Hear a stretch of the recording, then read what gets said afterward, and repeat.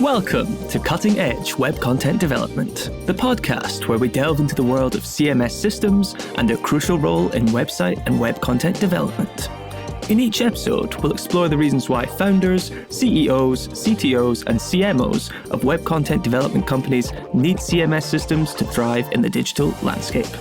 Get ready to uncover the secrets behind successful website management, content creation, and seamless user experiences. Here's your host, Jonathan Ames. Welcome to Cutting Edge Web Content Development, a podcast by ButterCMS. Joining me today is Brandon Tancott of Boost.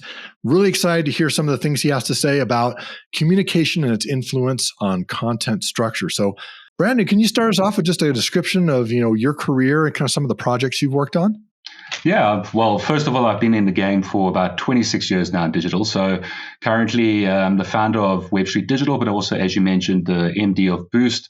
So I've been in digital marketing, digital advertising, content creation for, like I said, 26 years. And I'm also a mentor, activist, community leader, husband, father of an 11-year-old boy, and living in South Africa. So that's kind of me in a nutshell. That's awesome. I have an 11-year-old boy too. That is actually an explorative time. It's like you're figuring everything out and trying to see how things work. So yeah, it's great. Well, tell us a little bit, what are some of the projects that you've worked on and how is this kind of giving you this feeling that communication and content structure are important?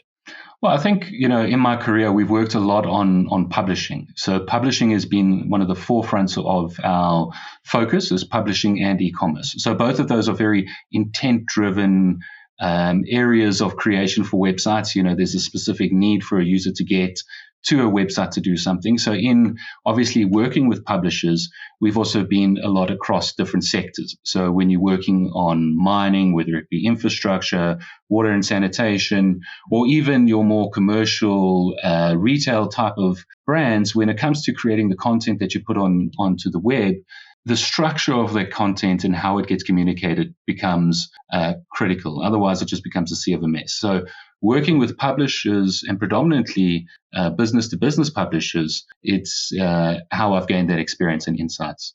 And when you say publishers, do you mean like a traditional, like a magazine type of publisher or books, or are you talking about, journalists, or what would you consider publishing in this case? Well, it actually started out as traditional publishing. I've been around for long enough, Jonathan, to go back in the days when it was print, where we were predominantly print, and we were focusing on how do we use digital to drive our circulation and our ABC numbers to attract advertisers. So, but then that transition came when we went into a lot more digital, and how print started to sort of go down and digital publishing started to go up. And I was part of, that upswing and seeing how brands or publishers adopt from print to going into digital, but then also adopting other means and other channels. As you know, we haven't just stopped at the internet. We've actually branched out into multiple other channels of communications and devices, and publishers have had to keep up with that. And so have I.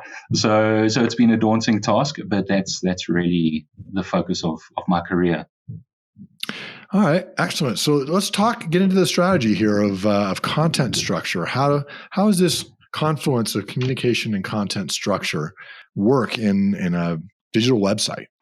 Well, I think Confluence, firstly, if you come back to it, Confluence is the understanding of ideas coming together or merging together. So we know the word comes from originally two rivers, or a flow of information that needs to merge together to create a single idea or concept. So when we're speaking about digital concepts and the desires of users, their thoughts, their behaviors, what they need to do, that happens at the point of when you communicate to them.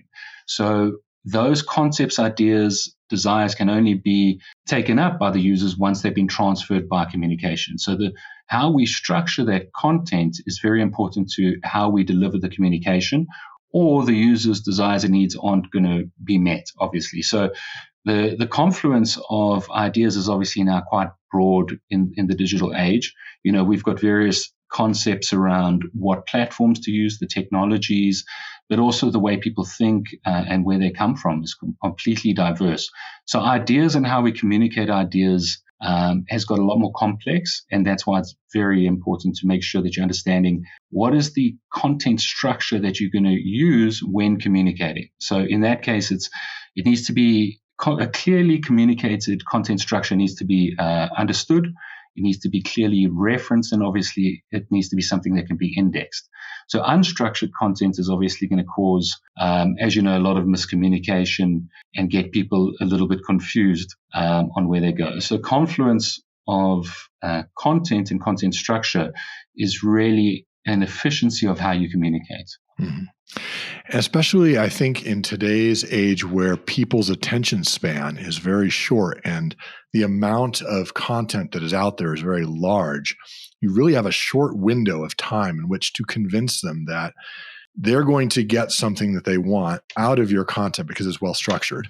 Whereas if they do not see that right away, immediately they're going to jump and find someone else who they think might have a better chance of structuring that content in the way they can digest it. I was going to say, yeah, exactly that. It's how you communicate and what you communicate are really the functions, but the goal is the why you communicate before you communicate. So really, what is the point that in context, how are you trying to influence me with this communication? So in defining the context of that content, it allows you to communicate correctly and then influence the person the way that you want to.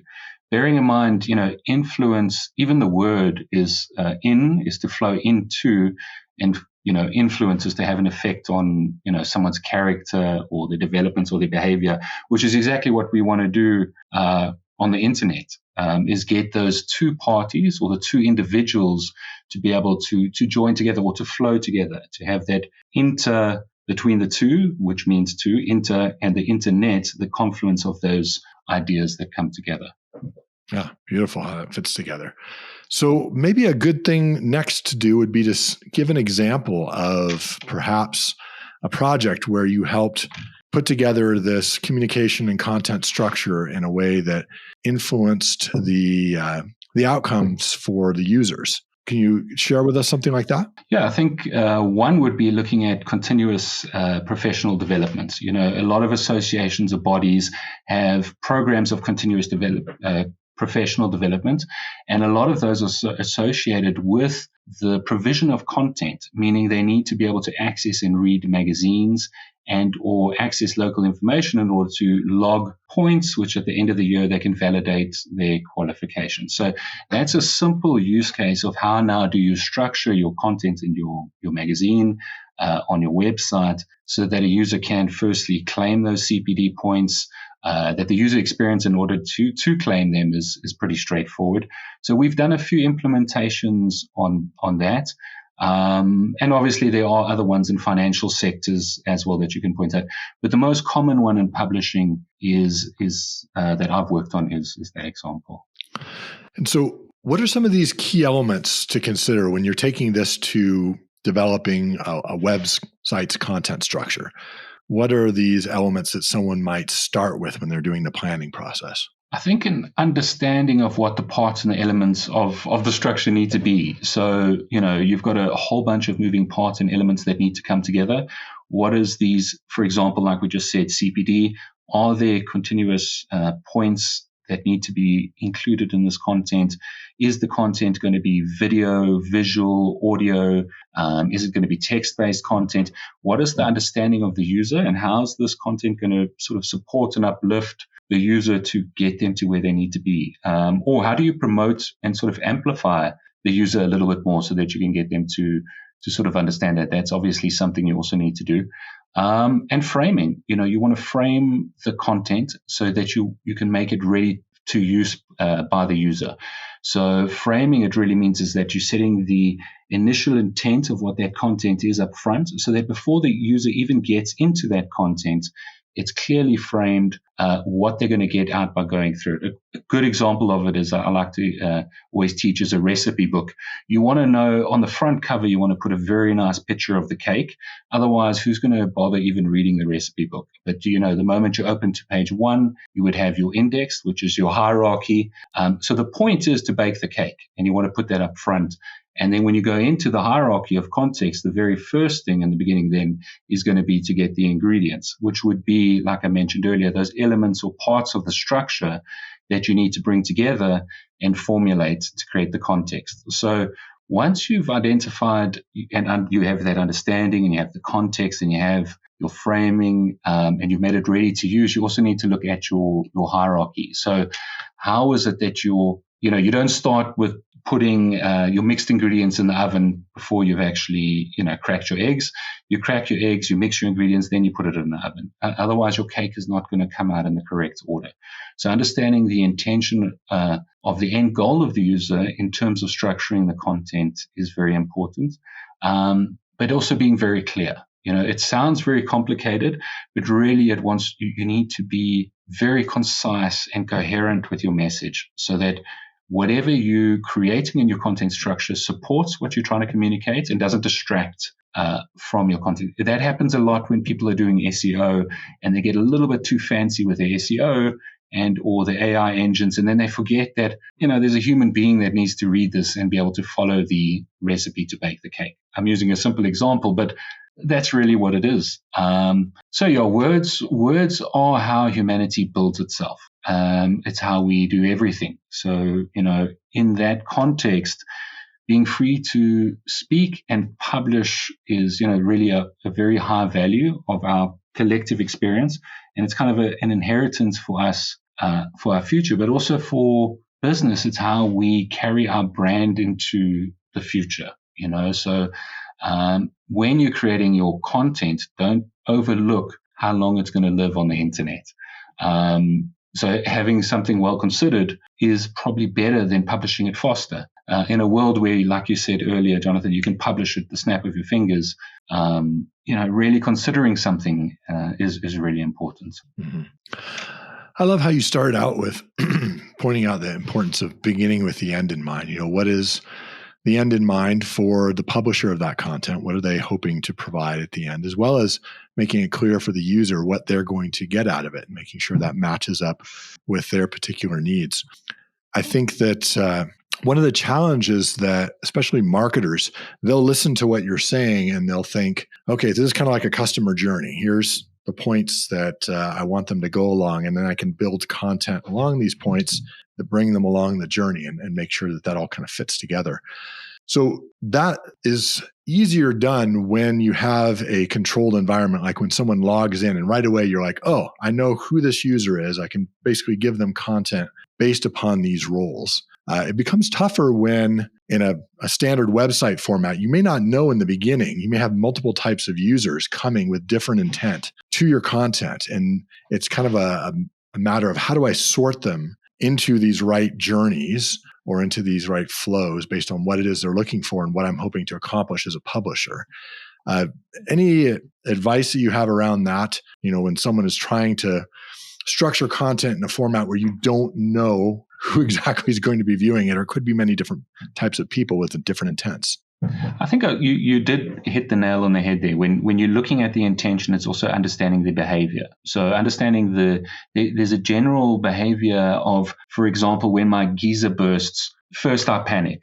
Then I need to run and either get to my mobile phone to Google the telephone number for somebody who can come out and fix my geyser.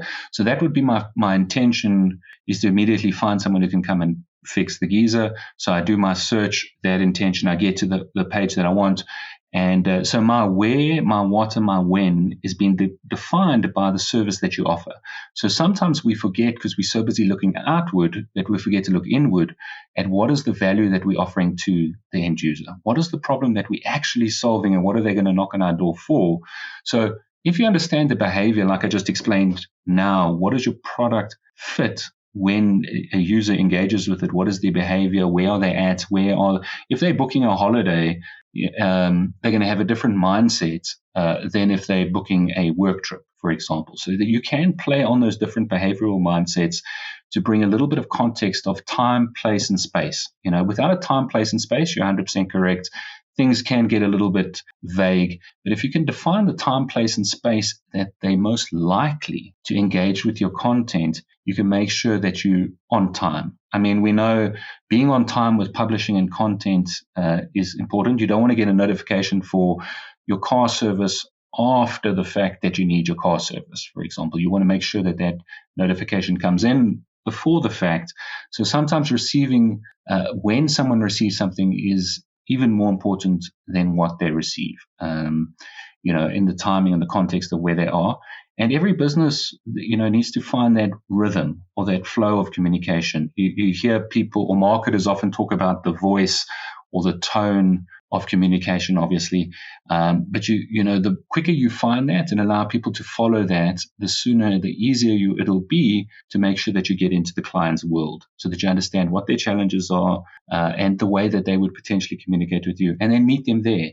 If someone's looking or they're challenged with a tax problem, for example, and then they come to you and you create even further stress on them by dropping a whole bunch of acronyms that they can't understand, you've missed the match already. So, your communication at first may just be, are you having tax problems? We understand, for example, and the person feels open now to communicate back to you rather than, putting all your knowledge on display on the first interaction.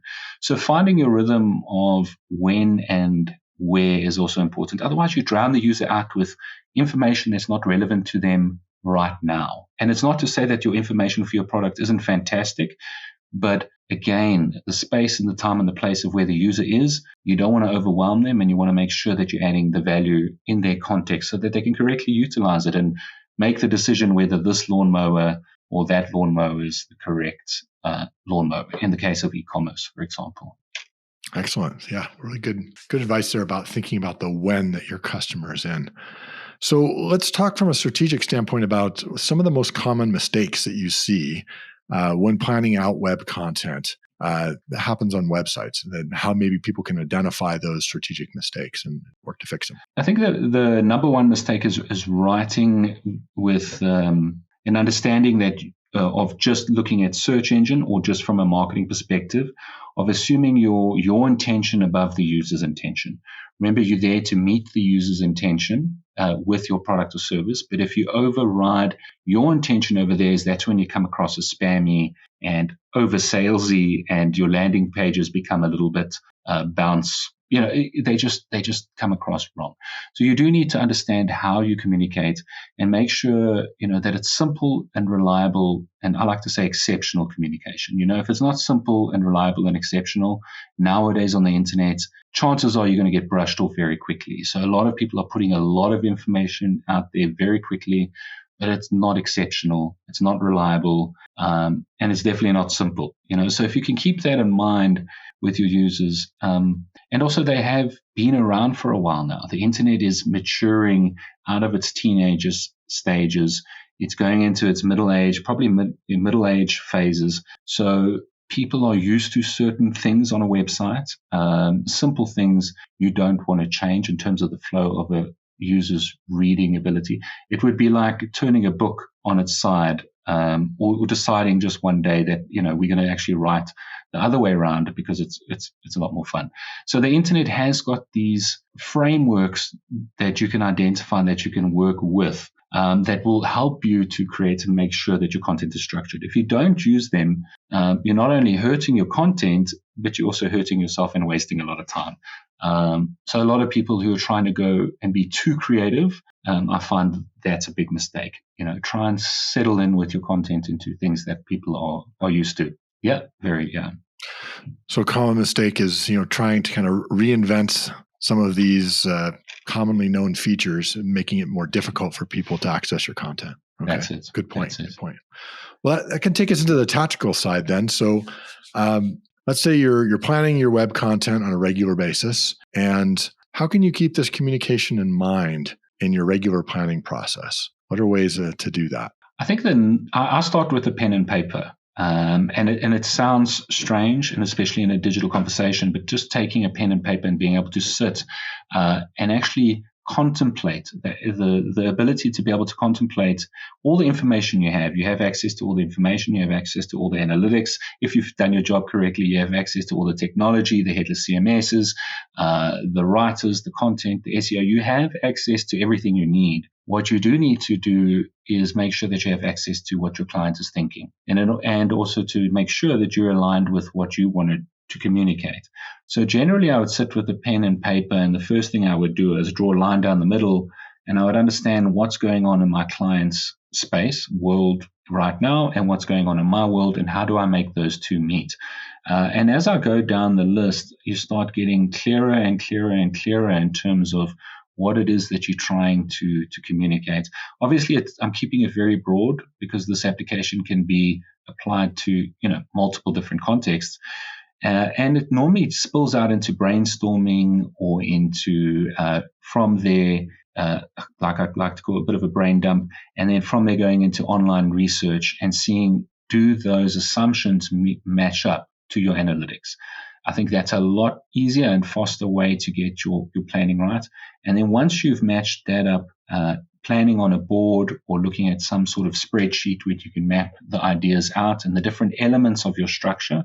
So understanding what is the context, what is the content, what are the keywords that I want to include, and sort of mapping those out on a board so that you can start creating the interlinks visually for yourself, intellectually, and understanding what are for example, the calls to actions that I may need to use, when and how, and what is the most efficient way for the user once they interact with me to get from their current behavioral state or where they are now to where my product desires them to be. And what is the shortest way to get them to that state? And less clicks, obviously the best is the old adage, but it really does count, and keeping things simple. It's great advice. I think one of the biggest traps when you have a regular content calendar going is to be so deep in the tactical that you don't pop up from time to time and look back at your strategy and make sure that the two are aligning and getting you where you want to go. So it's easy to get off track if you don't pop up from time to time.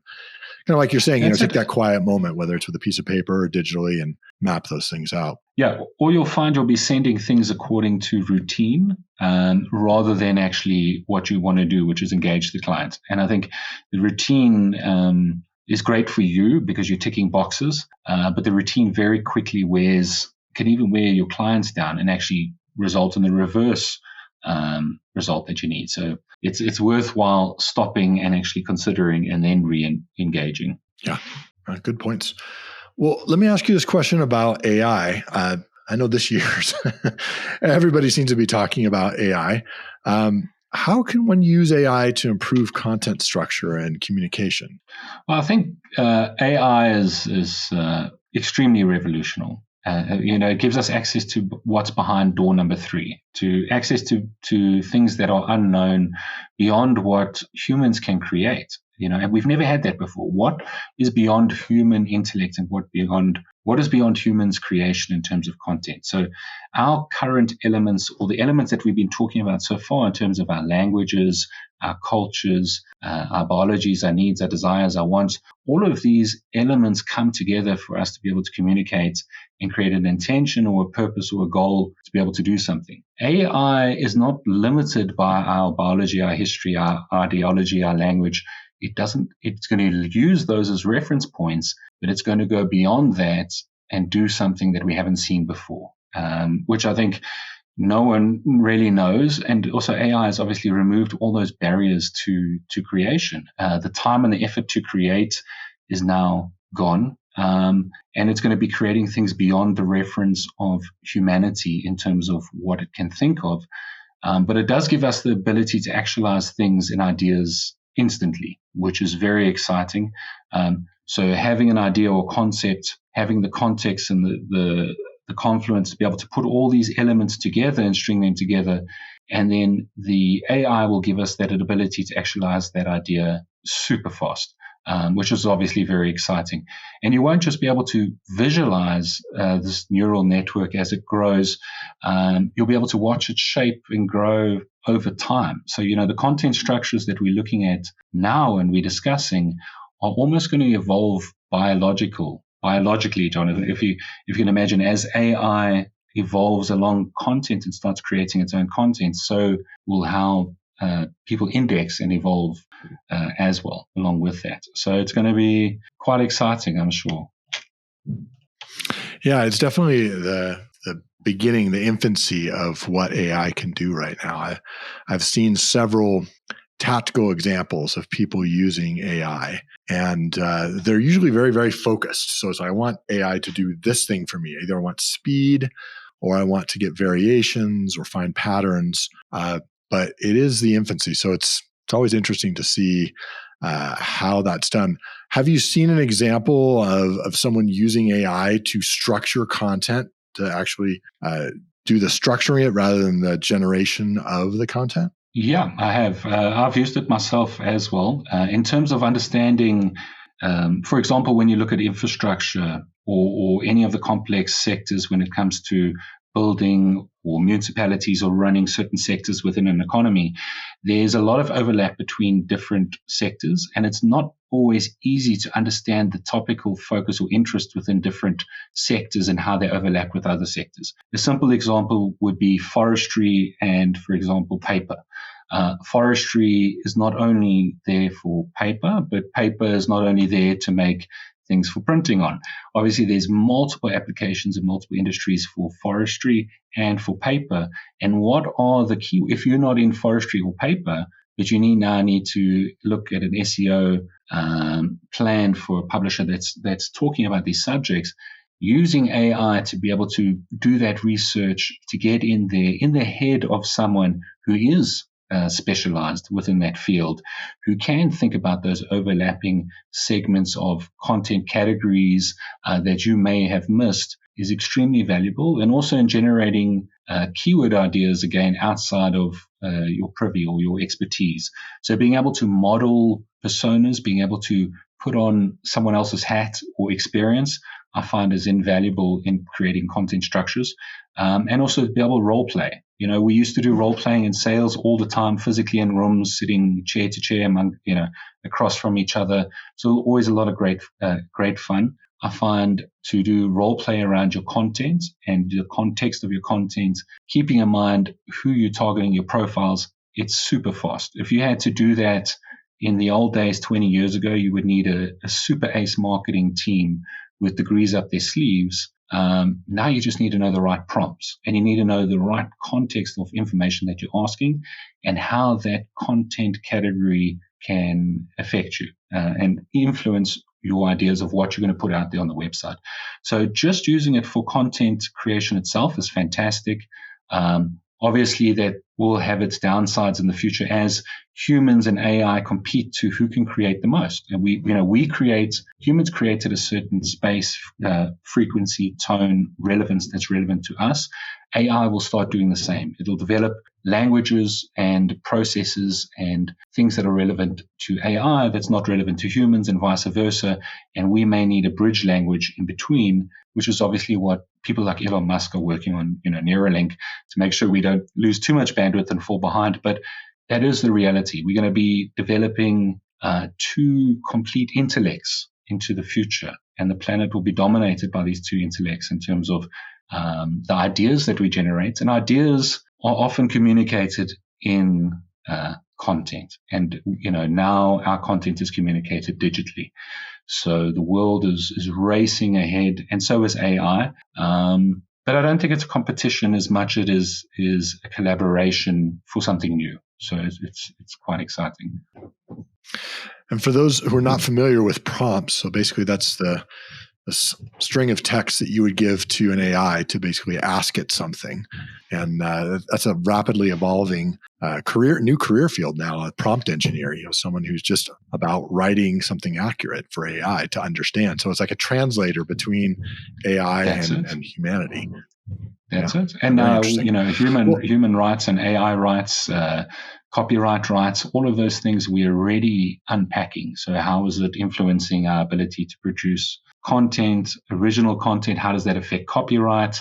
All of these things are going to affect us in digital, and ultimately how we publish content, and where we put the content in our systems. So how we retrieve and store information in our own brains is evolving, but also in the way databases has evolved, and mainframes have evolved. Well, let me ask you, Brandon, kind of transitioning to a more personal note. I ask this of everyone who comes on. Over a long career, you learn a few things.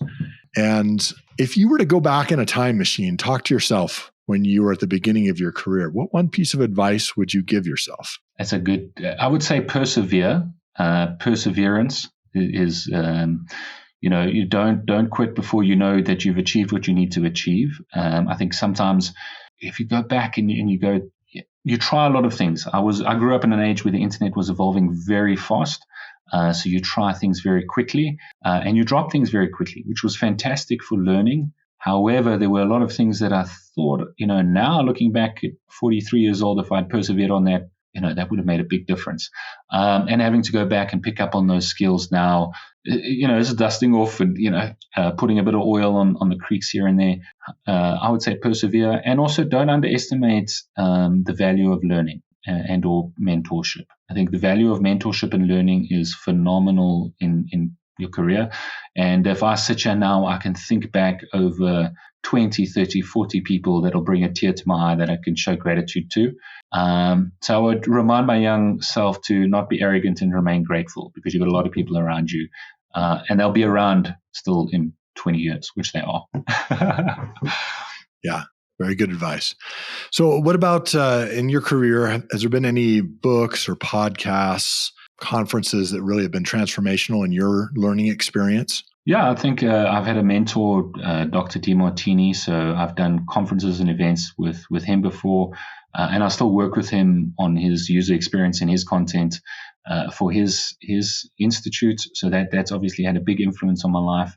And other teachers and trainers and mentors over the years in terms of what they've been able to offer me, both intellectually, but also in terms of support and access to opportunities in meeting new people. So I think, I've been very privileged in that respect to have had access to a lot of people. I don't want to name drop, but there's been a lot of very influential people. And as a result of that, it inspires you to give back. So in the same respect, I do a lot of work with the WebFlow Global Leaders Program, and other youth programs in order to get youth into digital, into development, into coding, so that people can create careers. So understanding that digital is beyond just creating products or websites, but it actually is feeding families. So that's a big passion of mine. It's interesting. The word digital, originally comes from our digits, you're typing on things. And I wonder if some point, we'll pass that in the same way we think of record, the old records. And now people don't even associate that with that same word. So maybe digital will happen the same way. Well, tell us a little bit about Boost. That's, as an agency name, that's very charged with meaning. There's some promise to that. Who are the best kind of people who should come and talk to Boost, and how should they get a hold of you? Boost works a lot in the business-to-business space. It's a WebFlow leading agency, so we specialize predominantly in WebFlow in London and the UK, although clients are all over the world. I'm obviously in South Africa, and our clients are in America, UK, Australia, all over the world. And we focus on the SaaS companies, financial companies, predominantly, although we have spent a lot of time with media companies and also agencies. So a big part of our work has been agency to agency, the type of work that you don't put in your portfolio, but that is really fantastic in terms of building good relationships with solid agencies. So we've spent a big portion of our time working on that. And the team has grown. There's a very strong base of user experience experts. There's content professionals. The CEO, Will, used to be a professional golfer, so he's got a very keen attention to detail and professionalism, and he's very competitive. So clients who are looking for a competitive agency, hence the name Boost, would be well suited to come. It's not the cheapest, but we are very tactical and focused. We also don't have a huge portfolio of clients, so we make sure that you get very personal care. A lot of that involves strategy, analytics, and some of the stuff that we were talking about now. Taking a step back from the buzzwords, if we want to call it that, and actually getting down to what are we trying to say, and does it make sense, and will people actually hear it and understand it and take action on it. And when you're dealing with very complex products in SaaS or financial markets, that isn't always as easy as it sounds, because you're sometimes speaking to very specific people who may be investors, who may be buyers, or they sit on very different And so they're looking for specific terms, and then we specialize in those type of clients. Excellent. So B2B SaaS. And how can people find you or connect with you? They can go to the website, boostdesign.co.uk. You can also go to webstreet.digital. You can go and check me out on LinkedIn, Brandon Tancott, or just /Tancott. You'll find me there. I also have the Navigate the Web podcast, which we do weekly. We talk about all things digital, web, entrepreneurship, really aimed at small, young startup entrepreneurs, giving back, taking some of the experience that I've had, Jonathan, and just passing it forward. There's obviously the WebFlow chapters. We run London chapter for Boost. We also run the Cape Town chapter in South Africa. So you can get involved physically in person and as well if you're in one of those cities, and come and have a coffee. So there's a lot of ways to reach out. And of course, email, brandon@tancott.com. It's probably the easiest way to get a hold of me, as you know, Jonathan. Excellent. Brandon, appreciate all of your insights and some of the personal stories that you told. I think that's really, it helps ground people in the things that are most important as they're working on digital content and trying to communicate. Appreciate your time. Excellent. Thanks, Jonathan. A fantastic show.